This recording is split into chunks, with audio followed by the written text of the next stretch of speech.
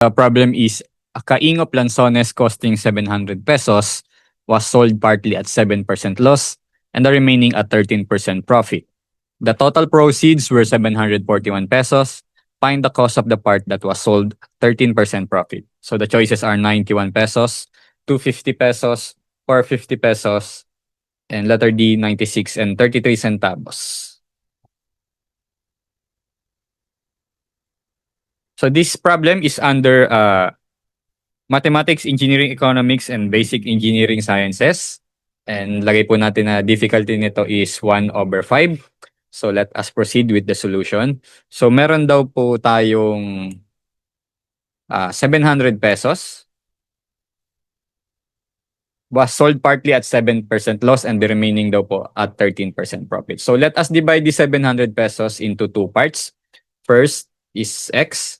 So let this X represents the part of the 700 pesos that was sold at 13% profit. So when we say 13% profit, that will be 1.13. So magiging 1.13x po siya.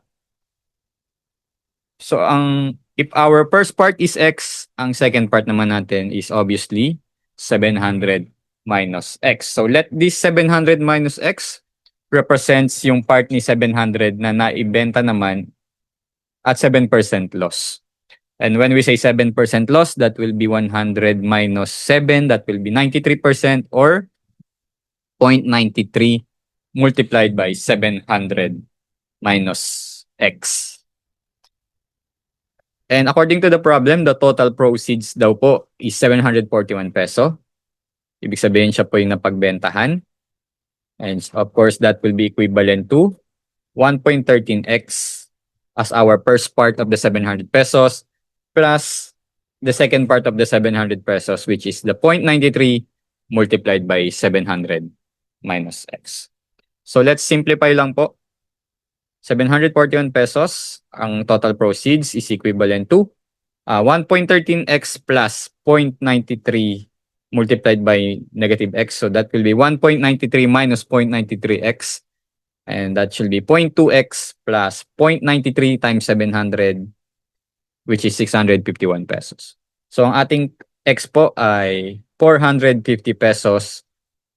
And nandun po siya sa choices, which is letter C.